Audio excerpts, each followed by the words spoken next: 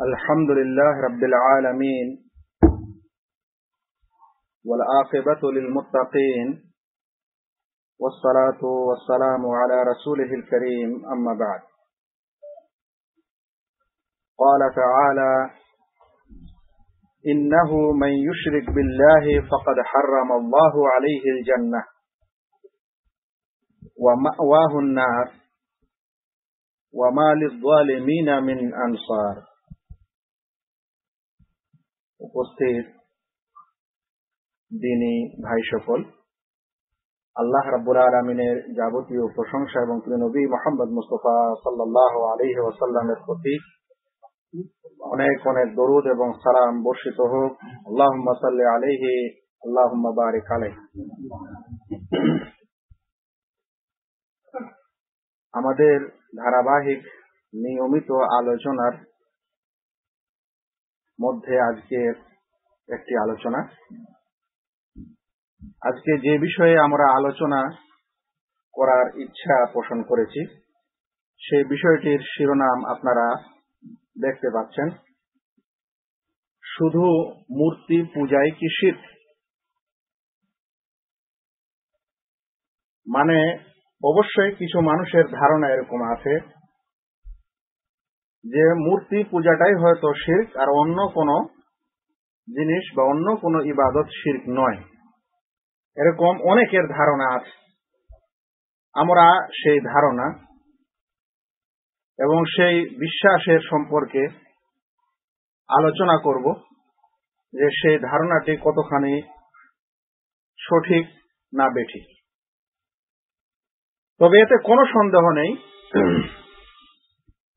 যে শিরক হচ্ছে সবচেয়ে বড় গুনাহ বা বড় পাপ। এর প্রমাণে আল্লাহ তাআলা কোরআনে কয়েক জায়গায় এ সম্পর্কে বলেছেন। তার মধ্যে সূরা মায়দার ৭২ নম্বর আয়াতে আল্লাহ রাব্বুল আলামিন বলছেন, ইন্নাহু মান ইউশরিক বিল্লাহ ফাকাদ হাররামাল্লাহু আলাইহিল জান্নাহ। অবশ্যই যে ব্যক্তি তার সাথে শিরক করবে তার উপর আল্লাহ তাআলা জান্নাত হারাম করে দিবেন। বিষয়টি বুঝার দরকার আছে। আল্লাহ তাআলা এটা বলছেন না যে তাকে জান্নাত দিবেন না, বলছেন তার উপর জান্নাত হারাম দিবেন না। কথাটা চাইতে এই কথাটা আরো বেশি শক্তিশালী। শুধু এতখানি নয়, তারপরে বলছেন ওয়া মাওয়াহুন নার, এবং তার ঠিকানা হচ্ছে জাহান্নাম। প্রথম কথাটিতেই ক্লিয়ার ছিল যে সে ব্যক্তি জাহান্নামী, কিন্তু তারপর আবার বলা হচ্ছে যে তার ঠিকানা হবে জাহান্নাম। তার মানে হলো এই যে বিষয়টি আরো বেশি গুরুত্ব রাখে, যে ব্যক্তি শিরক করবে তার ঠিকানা অবশ্যই জাহান্নাম।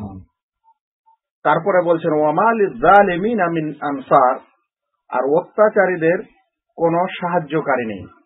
মানে শিরকের মতো যে অত্যাচার করবে তার কেউ সাহায্য করতে পারবে না, স্বয়ং আল্লাহ করবেন না, আর কেউ করবে না। এই বিষয়ে আরো একটি প্রসিদ্ধ আয়াত আল্লাহ রাব্বুল আলামিন বলছেন, ইন্নাল্লাহা লা ইয়াগফিরু আন ইউশরাকা বিহি ওয়া ইয়াগফিরু মা দুনা যালিকা লিমান ইয়াশা, সূরা নিসার ৪৮ নম্বর আয়াত। যে অবশ্যই আল্লাহ তাআলা ক্ষমা করেন না যে তার সাথে অংশী করে শিরক করে। এর চাইতে নিম্ন স্তরের কিছু করলে আল্লাহ তাআলা তাকে চাইলে ক্ষমা করে দিবেন। নবী মুহাম্মদ মুস্তাফা সাল্লাল্লাহু আলাইহি ওয়াসাল্লাম বলছেন, বুখারী শরীফের হাদিস, কিতাবুশ শাহাদাত, হাদিস নম্বর 2654, সেখানে আল্লাহ রাসূল সাল্লাল্লাহু আলাইহি ওয়াসাল্লাম বলছেন, আলা উনাব্বিউকুম বিআকবারিল কাবায়ের, আমি তোমাদেরকে কি সবচেয়ে বড় গুনাহ সম্পর্কে বলবো না?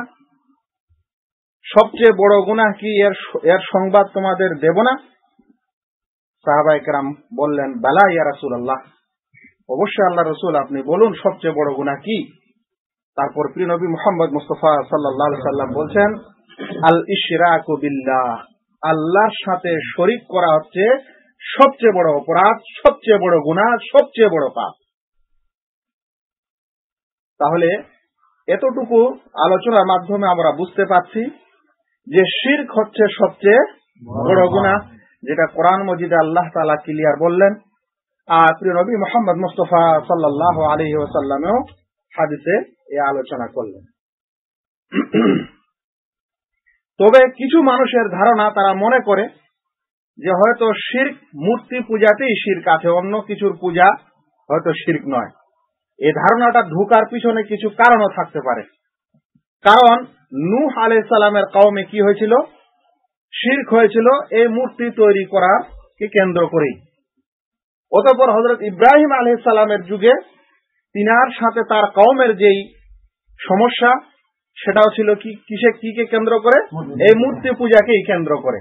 আবার প্রিয় নবী মুহাম্মদ মুস্তাফা সাল্লাল্লাহু আলাইহি সাল্লাম যখন মক্কায় আসলেন, তখনও তিনি কাবা শরীফের ভিতরে রাখা মূর্তিগুলোকে ভেঙে দিলেন। এর ফলে হয়তো কিছু মানুষের মাথায় এটা বিশ্বাস বা এই ধারণা জন্ম নিয়েছে যে হয়তো মূর্তি পূজাটাই শিরক, অন্য পূজা বা অন্য কিছু হয়তো শিরক নয়। কিন্তু এই সমস্ত ভাইদেরকে জানা দরকার যে যদি আজ আমরা তাদেরকে প্রশ্ন করি যে ঠিক আছে, কোন মানুষ মূর্তির পূজা করে না কিন্তু চন্দ্র এবং সূর্যের পূজা করে, তাহলে আপনি তাকে কি বলবেন? ওই মানুষকে কি বলবেন যে না, সে তাও মুসলমান? না, সে মুসলিম নয়। কারণ আল্লাহ তাআলা কোরআন মজিদে বলেছেন, ওয়ামিন আয়াতিহিল লাইলু ওয়ান নাহার ওয়াশ-শামসু ওয়াল কমার লা তাসজুদু লিশ-শামসি ওয়ালা লিল কমার ওয়াসজুদু লিল্লাহিল্লাযী খালাকাহুন্না। তোমরা চাঁদকে, সূর্য এবং চন্দ্র হচ্ছে আল্লাহ তাআলার নিদর্শন, তোমরা সূর্যকে সিজদা করো না, তোমরা চাঁদকেও সিজদা করো না। তাহলে ক্লিয়ার যে মানুষ চাঁদ এবং সূর্যকে সিজদা করে সে আল্লাহ ছাড়া অন্যের ইবাদত করে। সে কারণে আল্লাহ তাআলা এই আয়াত বা এই আয়াত অবতীর্ণ করেছেন এবং এই নিষেধাজ্ঞা জারি করেছেন যে তোমরা চাঁদ এবং সূর্যকে সিজদা করো না। তাই যারা মনে করে যে না, মূর্তির পূজাই শুধু শিরক, তাদেরকে বোঝা দরকার যে চন্দ্র সূর্যের যারা পূজা করে তারাও কি? তারাও মুশরিক। না হলে আল্লাহ তাআলা তাদেরকে এটা নিষেধ কেন করতেন? যদি মূর্তি পূজায় শিরক হয়, তাহলে প্রশ্ন আসে যে ইহুদি এবং খ্রিস্টান এরা কোন মূর্তির পূজা করে? এদের কাছে কি কালী, দুর্গা, সরস্বতী নামের কোন মূর্তি আছে? যদি দেখা যায় ইহুদিদের কাছে, তাহলে এরকম কোন মূর্তি নেই। কিন্তু সন্দেহ আছে কি যে ইহুদিরা মুশরিক নয়? তারাই হচ্ছে ইসলামের সবচেয়ে বড় শত্রু, এবং এই সমস্ত মুশরিকদেরকেই হেদায়েত করার জন্য নবী পাঠানো হয়েছিল, এবং প্রিয় নবী মুহাম্মদ মুস্তাফা সাল্লাল্লাহু আলাইহি সাল্লামও তাদেরকে দাওয়াত দিয়েছিলেন। অনেকের ধারণা যে খারাপ মানুষের পূজা করলেই হয়তো শিরক হয়, ভালো মানুষের পূজা করলে শিরক হয় না। প্রথম ধারণাটিতে আসি প্রথমে, যে শুধু মূর্তি পূজায় শিরক না। ঈসা নবীর উম্মতেরা কার পূজা করে? ওরা কি মূর্তি পূজকদের মতো ঈসা নবীর মূর্তি তৈরি করে করে পূজা করে? ওরা মূর্তি তৈরি করেছে বা আকার তৈরি করেছে, কিন্তু মূর্তি পূজকদের মতো মূর্তি নয়। আর যে আকারটা তারা তৈরি করেছে সেটা আল্লাহ তাআলার একজন নবীর আকার। কিন্তু তা সত্ত্বেও কি তারা মুসলিম? তা সত্ত্বেও কি তারা জান্নাত পাবে? আল্লাহ কি তাদের জন্য জান্নাতের ওয়াদা করেছেন? বোঝা যাচ্ছে যে মূর্তি যদি নাও থাকে, তা সত্ত্বেও শিরক হতে পারে, এবং সেই মূর্তিটা যদি আল্লাহ তাআলার নবীরও হয় আর তারও পূজা হয়, তাহলে সেটাও কি হতে পারে? সেটাও শিরক। আমি একটা আরো আমাদের সমাজে প্রচলিত একটা মতবাদের উদাহরণ আপনাদের দিতে চাই। শিখদের নাম আপনারা সবাই জানেন, শিখ মতবাদ। ভারতের পাঞ্জাব প্রদেশে তাদের বিশেষ স্থান। শিখদের কি কোনো মূর্তি আছে? আপনারা যদি কোথাও কোনো শিখদের মন্দিরে, গুরুদুয়ারায় যান, তাহলে কি সেখানে কোনো মূর্তি দেখা যায়? কোনো মূর্তি নেই। কিন্তু ওরা কি মুসলিম? আর ওদের মুশরিক হওয়াতে কি কোনো সন্দেহ আছে? কিন্তু ওরা তো মূর্তি পূজা করে না। তাহলে বোঝা যাচ্ছে যে মূর্তি পূজাই শুধু শিরক, এই ধারণাটা কি নয়? ঠিক নয়। আর এটা যে ঠিক নয়, সে কারণে কোরআন শরীফের আয়াতগুলির দিকে তাকালে দেখলে বোঝা যাচ্ছে যে শিরক যে কোনো মানুষের মাধ্যমে দ্বারা শিরক হতে পারে, যে কোনো সমাজে শিরক থাকতে পারে। শিরক শুধু ওরা নয় যারা মূর্তি পূজা করে, যারা মূর্তির পূজা করে না ইহুদি এবং খ্রিস্টান, যারা শিখ ধর্ম অবলম্বন করেছে, যারা বাহাইজম ধর্ম অবলম্বন করেছে, কিংবা সূর্য এবং চন্দ্রের পূজা করে, কিংবা শুধু আগুনেরই পূজা করে, কিংবা শুধু গাছপালারই পূজা করে, এরকম সমস্ত কার্যকলাপে কি শিরক। তাই ভাই, যে মানুষ এরকম মনে করে তাকে বলবো যে আপনি নিজেকে একবার প্রশ্ন করেন যে মূর্তি পূজাটা কেন শিরক। আমি যখন ধরে নিলাম যে মূর্তি পূজাটা শিরক, এতে কোনো সন্দেহ নেই, তো মূর্তি পূজাটা শিরক কেন? এ কারণেই না শিরক যে সেটা হচ্ছে আল্লাহ নয়, আল্লাহ ছাড়া অন্য কিছু, আল্লাহ নয়, আল্লাহ ছাড়া অন্য কিছু। আর এটাকেই শিরক বলা হয়। শিরকের পারিভাষিক অর্থে বলা হয়েছে ওয়া ইবাদাতু গায়রিল্লাহি মা, সেটা হচ্ছে আল্লাহ তাআলার সাথে অন্যের উপাসনা করা, অন্যের পূজা করা। আল্লাহর সাথে কার পূজা করা? আল্লাহর সাথে সাথে আল্লাহ ব্যতীত অন্যের পূজা করাকে কি বলা হয়? শিরক বলা হয়। আল্লাহ ব্যতীত যাই আছে দুনিয়াতে, যা কিছুই আছে, সব যদি আল্লাহ ব্যতীত কারোই কোনো কিছুরই পূজা হয়, তাহলে তাকে কি বলা হবে? শিরক হবে। আল্লাহ ব্যতীত অন্যের ইবাদত হলেই সেটা কি হবে? শিরক হবে। যেমন আমরা একটু আগে লক্ষ্য করলাম, সেখানে কেউ যদি ঈসা নবী সাল্লাল্লাহু আলাইহিস সালামেরও যদি কেউ মূর্তি তৈরি করে পূজা করে, তাহলে সেটাও কি হবে? শিরক হবে। যদি কেউ মুসা নবীরও আকৃতি তৈরি করে পূজা করে, তাহলে সেটাও শিরক হবে। যেমন দুর্গা এবং কালীর আকৃতি তৈরি করলেও হবে।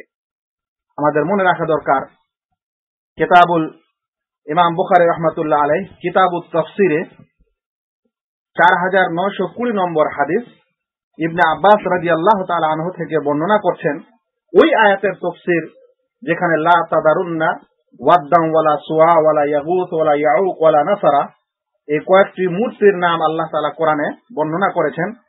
তো হযরত ইবনে আব্বাস রাদিয়াল্লাহু তাআলা আনহু এর ব্যাখ্যায় বলছেন যে এগুলো হচ্ছে আসমা ও রিজাল সালিহিন মিন কওমে নূহ।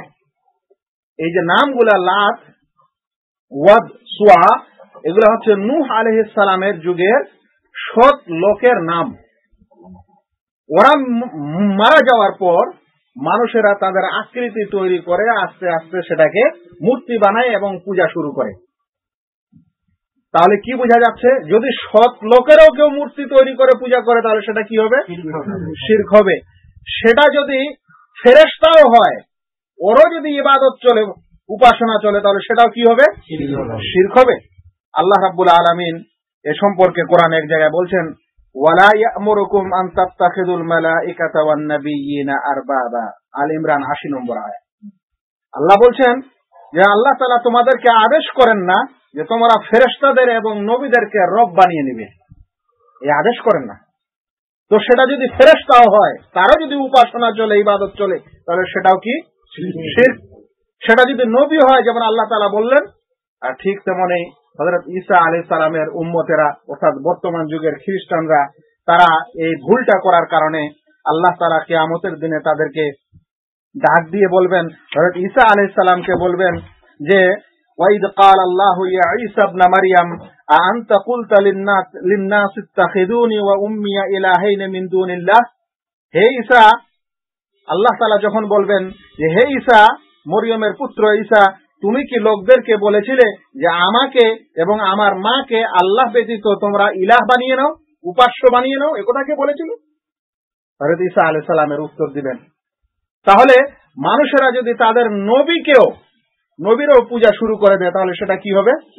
সেটা শিরক হবে। আলোচনার সারাংশ এতক্ষণ পর্যন্ত এটা দাঁড়ালো যে শুধু মূর্তি পূজাই শিরক নয়। কেউ যদি চন্দ্র সূর্যের পূজা করে, তাহলে সেটাও শিরক হয়। কেউ যদি মানুষের পূজা করে, এমনকি সর্বোৎকৃষ্ট উৎকৃষ্ট মানুষ নবী, যদি নবীরও পূজা হয়, তাহলে সেটাও কি হবে? শিরক হবে। কেউ যদি গাছপালা এবং ফেরেশতারও পূজা করে, উপাসনা করে, ইবাদত করে, তাহলে সেটাও কি হবে? শিরক হবে। অর্থাৎ বোঝা যাচ্ছে যে শিরক মানেই হচ্ছে আল্লাহ ব্যতীত অন্যের উপাসনা করা। আল্লাহর সাথে সাথে আল্লাহ ছাড়া অন্যের, সেটা যেই হোক, গাছপালা, মাটি হোক, নবী হোক, অলি হোক, সমুদ্র হোক, তারপরে আকাশ হোক, বাতাস হোক, জিন হোক, আর ভূত নামের অন্য কিছু হোক, যারই পূজা হবে, উপাসনা হবে, সেটাই কি? শিরক।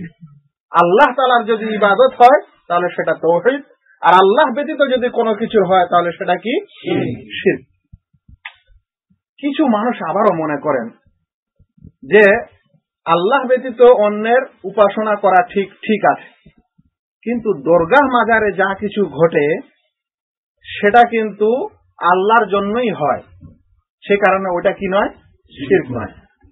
এখন আমি আপনাদেরকে একটি পয়েন্ট বলার চেষ্টা করব, যার মাধ্যমে বোঝা যাবে যে আল্লাহ ব্যতীত অন্যের ইবাদত, যেটা মানুষ দুনিয়াতে শিরক মনে করে সবাই, সেই উদাহরণটা পেশ করার পর যদি আমরা ওর সাথে দরগাহ মাজারের কাজগুলির তুলনা করি তাহলে আমাদের কাছে বিষয়টা স্পষ্ট হতে পারে। ভাই, ইবাদত আসলে কি? কিছু মানুষের ধারণা যে ইবাদত হচ্ছে নামাজ, রোজা, হজ, যাকাত। নামাজ, রোজা, হজ, যাকাত ইবাদত অবশ্যই, কিন্তু এর বাইরেও অনেক কি আছে? ইবাদত আছে। এবং মানুষ এই স্পষ্ট ইবাদতটা যদি কেউ আল্লাহ ছাড়া অন্যের জন্য করে তাহলে সে বুঝবে, কিন্তু এর বাইরে যতগুলো ইবাদত আছে সেগুলো যদি করে তাহলে সে বুঝতে পারছে না যে এটা শিরক হলো কি হলো না। এবার উদাহরণে আসি। একটি মন্দিরে মানুষ যখন পূজা দিতে যায় তখন সেই কাজটা অবশ্যই শিরক হয় নাকি? অবশ্যই। কিন্তু ওটা কোন কাজটা শিরক হয়? সমষ্টিগত কিছু কাজ পুরোটা মিলে শিরক হয়, না একটা একটা করে কাজ করে সেটাই শিরক হয়, না শুধু ওখানে একটাই কাজ হয়? মন্দিরে যে পূজা দিতে যায় সে অনেকগুলো কি করে কাজ করে, সবগুলো মিলিয়ে কি হয়? একটি ইবাদত হয় বা ওদের একটা পূজা হয়। এরকম সমষ্টিগত কি কি কাজ তারা করে আমি সাধারণত আপনাদের কাছে তুলে ধরার চেষ্টা করছি। 1 নম্বর, একটা মন্দিরে কেউ পূজা দিতে যায় এটা অবশ্যই শিরক। পৃথিবীর সমস্ত মানুষ মুসলিম সেটা বিশ্বাস করে। এখন জানতে হবে আমাদের যে এখানে কি কি কাজগুলো ঘটে। এখানে যে কাজগুলো ঘটে সেটা হচ্ছে দুটি কাজ, একটা হলো আন্তরিক কাজ আর একটা হলো বাহ্যিক কাজ। আন্তরিক মানে অন্তরের সাথে সম্পর্কিত কিছু কাজ ওখানে হয়, আর কিছু অঙ্গ প্রত্যঙ্গের মাধ্যমে কিছু কাজ সেখানে সংঘটিত হয়। যে কাজগুলো বাহ্যিক, উপরের দিকে দেখা যায়, উপরে তাকালে বোঝা যায়, বাহ্যিক যে সমস্ত কাজগুলো হয় সেগুলো কি কি? 1 নম্বর যদি দেখা যায় যে সেখানে পূজা দিতে যায়, যেটাকে বিশ্বের মুসলিমরা শিরক মনে করে, 1 নম্বর সে পাক পবিত্র হয়, গোসল টোসল স্নান করে, তারপর সুন্দর লেবাস পোশাক পরে, তারপরে সে কি করে? পূজা দিতে যায়। তাহলে পাক পবিত্র হওয়া, সুন্দর কাপড় চোপড় পরা পূজার একটি কি অঙ্গ বা অংশ, এটা বাহ্যিক কাজ। আর কি হয়? যখন সে পূজা দিতে যায় তখন কিছু নজরানা বা মান্যতের কিছু জিনিস, সেটা কলাই হোক আর ধূপকাঠি হোক আর মান্ডা মতিচুরি হোক আর পায়রাই হোক আর মুরগা মুরগি হোক আর ছাগল গরু হোক, কিছু নিয়ে যায়। গরু তো নিয়ে যায় না, ছাগল বা পাঠা। তাহলে মান্যত তারা সেখানে নিয়ে যায় সেখানে পেশ করার জন্য। এটা একটা কিসের কাজ? বাহ্যিক কাজ। তারা যখন সেখানে নিয়ে যায়, নিয়ে যাওয়ার পর মূর্তির জন্য অবশ্যই কিছু না কিছু করে, কেউ নমস্কার দেয়, কেউ আবার সিজদা দেয়, যেটাকে তারা হয়তো অন্য নামে বলে থাকে, কিন্তু তারা সেখানে মাথা নত করে কিংবা অর্ধেক নত করে নমস্কার দেয়। তারপর অবশ্যই কিছু চায়, না চায় না? যার যেটা মনোমানুষ, যার যেটা অন্তরে আছে সেটা সে সেখানে কি করে? অবশ্যই চায়। সেটা মুখ দিয়ে চায়, সেটা অন্তর দিয়েও চাইতে পারে, কিন্তু সে সেখানে চায়। আমরা আরো দেখি যে তারা এই পুরো স্থানটাকে, মূর্তি সহ আশেপাশের সমস্ত দেওয়ালগুলোকেও এবং মূর্তিতে যা কিছু লাগানো আছে ফুল টুল সবকিছুকে বরকতের মনে করে। তাই যতখানে পারে কোনো সময় একটু ছুঁয়ে গায়ে লাগায়, কোনো সময় একটু চুমু খায়, কোন সময় বাচ্চা কাচ্চা থাকলে ওগুলো একটু স্পর্শ করে বাচ্চার গায়ে লাগাই দেয়। তার মানে যে সমস্ত জিনিসগুলোকে কি করে? তারা বরকতের মনে করে। এগুলো কি কাজ? এগুলো বাহ্যিক কাজ সেখানে ঘটে। এরকম কিছু কাজ যদি কেউ কবরস্থানে গিয়ে করে তাহলে অনেক মানুষ বলবে হয়তো এটা শিরক হলো, কিন্তু মনে রাখবেন এগুলো তো বাহ্যিক কাজ। যেই ইবাদতকারী হোক, মূর্তি পূজক হোক, মূর্তির ইবাদতকারী হোক বা আল্লাহর ইবাদতকারী হোক, এই বাহ্যিক কাজগুলোর সাথে সাথে কিছু আন্তরিক কাজ মানুষকে অবশ্যই করতে হয়, নচেত সেটা ইবাদত হয় না। সেই আন্তরিক কাজগুলোর মধ্যে 1 নম্বর হলো যার ইবাদত করা হচ্ছে, সেটা মূর্তি হোক আর মহান আল্লাহ রাব্বুল আলামিনই হোক, যে ইবাদত করে সে তাকে সম্মান করে, তাজিম করে, না করে না? মানে যে পূজা করছে সে যেমন বাহ্যিক কিছু কাজ করলো তেমন কিছু আন্তরিক কাজ করে। তার মধ্যে 1 নম্বর কাজ হচ্ছে যার পূজা করা হচ্ছে যে মূর্তির, তাকে সে অন্তর দিয়ে কি করে? সম্মান করে। কিন্তু এটা কি দেখা যায়? এটা দেখা যায় না। তারপর যার পূজা করা হচ্ছে তাকে মহব্বত করে, ভালোবাসে। যদি ভালো না বাসে তাহলে কি ওর কাছে যাবে? অন্য কাছে যাবে। তাহলে তাকে সম্মান করে, তাকে ভালোবাসে, তার কাছে কিছু আশা করে, কিছু চায়। যদি ওর কাছে আশাই না করে বা আশা করার পাত্র সে না হয় তাহলে কি সেখানে যেত? নাহলে অন্য কাছে যেত যেখানে আশা করার দরকার আছে। তারপর কি করে? বিনয় এবং নম্রতা সেখানে থাকে না? থাকে না? মূর্তির কাছে গিয়ে কি কেউ সেখানে পাগলামি করবে? পূজা করতে গিয়ে কি ওখানে কেউ গুন্ডামি করবে? তাহলে কি পূজা হয় ওরা মনে করে? বিনয় এবং নম্রতা প্রকাশ সেখানে হয়। তাহলে আপনারা ক্লিয়ার দেখছেন যে একটি ইবাদতে বা একটি পূজায় কিছু বাহ্যিক কাজকর্ম হলো আর কিছু কি হলো? আন্তরিক কাজকর্ম হলো। সেই আন্তরিক কাজগুলি দেখা যায় না। আর সেগুলি হচ্ছে যার পূজা করা হচ্ছে তাকে তাকে সম্মান করা হয়, তাকে ভালোবাসা হয়, তার কাছে আশা করা হয়, তার কাছে বিনয় নম্রতা প্রকাশ করা হয় এবং তাকে ভয় করা হয়। এসব কিছু করার পর একটা কি হয়? একটা পূজা ক্লিয়ার হয় নাকি ভাই? বাহ্যিক এই কাজকর্মগুলো আর আন্তরিক অভ্যন্তরীণ এই কাজকর্মগুলো যখন ক্লিয়ার হলো তখন একটা কি হলো? পূজা কমপ্লিট হলো। এই কাজটা শিরক প্রত্যেক মুসলমান বলে এই কারণে যে এই সমস্ত কাজ সে আল্লাহর জন্য করলো না, বরং একটি মূর্তির জন্য করলো যে আল্লাহ নয়, তাই না? এখন আমাদের জানা দরকার যে যদি এই কাজটা শিরক হয়, যেটা আল্লাহ ব্যতীত অন্যের জন্য এগুলো করা হলো, তাহলে এরকম কাজকর্ম যদি আল্লাহ ব্যতীত কোনো বান্দার জন্য করা হয়, কোনো মৃত ব্যক্তির জন্য করা হয়, সে খাজা বাবার নামে হোক, সেটা নবী হোক, সেটা ওলি হোক বা ফেরেশতাই হোক, তাহলে সেটা শিরক হবে না কেন? তাহলে সেটাও শিরক হওয়া দরকার। এখন আমি উদাহরণটি আরেকটু ক্লিয়ার করি। যখন কোনো মানুষ কোনো দরগা এবং মাজারে যায় তখন কি আল্লাহর কাছে যায় না সে খাজা বাবার কাছে যায়? তাহলে আল্লাহর কাছে যাচ্ছে না, খাজা বাবার কাছে যাচ্ছে। যখন ওখানে যায় তখনও সে গোসল করে পাক পবিত্র হয়ে ভালো কাপড় চোপড় পরে যায় না ছেঁড়া কাপড় পরে যায়? মসজিদে যেমন আল্লাহর সম্মানে ভালো কাপড় পরে যেতে হয়, তেমন তারা দরগাহে বরং মসজিদের চাইতে অনেক উত্তম কাপড় চোপড় পরে পাক সাফ হয়ে কোথায় যায়? দরগাহে যায়। আমরা দেখি যেমন মন্দিরে মানুষ মান্নত এবং নজরানা নিয়ে ঢুকেছে, তেমন একজন দরগাহের মাজারিও কি নিয়ে যায়? তার নজরানা এবং মান্নত নিয়ে সেখানে উপস্থিত হয়। আমরা দেখি যেমন মূর্তির কাছে মানুষ নমস্কার দিয়েছে, তেমন খাজা বাবার দরগাহেও গিয়েও মানুষ বিনয় হয়, নম্র হয় বা রুকুর মতো বা সেজদার মতো কিছু ঝুঁকাঝুঁকি অবশ্যই করে। যেমন মানুষ মূর্তি পূজকরা মূর্তিকে বরকতের মনে করে ছোঁয়াছুঁই করে চুমু খায়, গায়ে ঘেঁষায়, ওরকম আমরা দেখি দরগাহ কি করা হয়?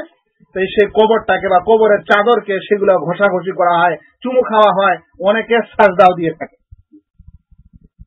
যেমন মূর্তির কাছে তারা কিছু চাওয়া পাওয়ার জন্য গেছিল, সেটা শিরক, তেমন এখানেও দরগার কাছে খাজা বাবার কাছে কিছু চাইতে গেছে, কিছু পাইতে গেছে, সেটা ওসিলা করেই হোক আর সেটা ডাইরেক্ট করেই হোক।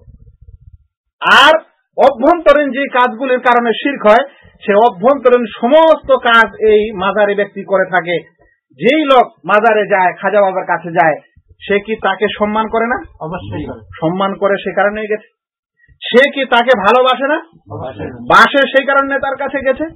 সে কি তার কাছে কোনো আশা করে না? অবশ্যই আশা আকাঙ্ক্ষা তারা আছে বলে সেখানে গেছে। বিনয় নম্রতা অনেক প্রকাশ করা হয়। আমরা দেখেছি অনেক দরগাহ মাজারে যে মানুষ নিজের পাছাটা সেই খাজা বাবার দিকে করে না, বরং উল্টা হয়ে পিছপা হয়ে ঘুরে চলে আসে।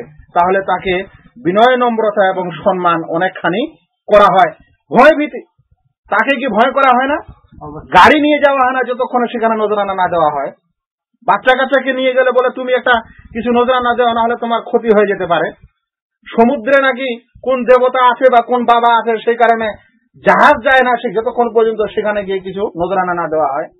তাহলে যদি এই সমস্ত কাজ মানুষ মূর্তির জন্য করে, সেটা যদি শিরক হতে পারে, তাহলে কোন মানুষ আল্লাহর কোন বান্দা আল্লাহর জন্য নয়, আল্লাহর কোন বান্দা সেটা নেক হোক, যেমন ঈসা নবী সাল্লাল্লাহু আলাইহি সাল্লাম, কিংবা নেক না হোক, যদি ওরকম লোকের জন্য, ব্যক্তির জন্য করা হয়, তাহলে সেটাও অবশ্যই কি হবে? শিরক হবে। কারণ মূর্তি পূজার ক্ষেত্রে যতগুলো কাজ হলো, আর সেগুলো যদি শিরক হতে পারে, আর মূর্তিটা এই কারণে শিরক যে সেটা আল্লাহ নয়, তাহলে মূর্তি ছাড়া কোনো কবর, কোনো দরগা, কোনো মাজার, কোনো মানুষ জীবিত হোক বা মৃত হোক বা ওলি হোক বা ফেরেশতা হোক বা জিন হোক, যদি তার জন্য কোনো মানুষ এরকম কাজ করে, তাহলে সেটা অবশ্যই কি হবে? শিরক হবে। আজকের আলোচনা এখানেই শেষ করছি। আল্লাহ রাব্বুল আলামিনের কাছে দোয়া করি, আল্লাহ যেন আমাদের প্রত্যেক ব্যক্তিকে শিরককে বুঝার তৌফিক দান করেন। শিরক যে একটা সবচেয়ে জঘন্য পাপ, জঘন্য গুনাহ, সেটা যেন আমাদের দ্বারা কখনো না হয়। যদি জীবনে কখনো ঘটেও থাকে, তাহলে যেন আমরা খুব শিগগির আল্লাহ রাব্বুল আলামিনের কাছে সেটা তওবা করতে পারি, এবং এই ভ্রম যেন আমাদের মাঝে না থাকে যে মূর্তি পূজাটাই খালি শিরক। আমাদেরকে মনে রাখতে হবে যে মূর্তি পূজাটা কেন শিরক। যে সমস্ত কাজ মূর্তির কাছে করা হচ্ছে, যে কারণে সেটা শিরক হচ্ছে, ওই সমস্ত কাজ যদি কোনো দরগাহে, কোনো মাজারে, এমনকি কোনো মানুষের কাছে করা হয়, তাহলে সেটাও কি হবে? শিরক হবে। আল্লাহ রাব্বুল আলামিন যেন আমাদের বুঝার তৌফিক দান করেন। ওয়া মা আলাইনা ইল্লাল বালাগ। আসসালামু আলাইকুম ওয়া রাহমাতুল্লাহি ওয়া বারাকাতুহু।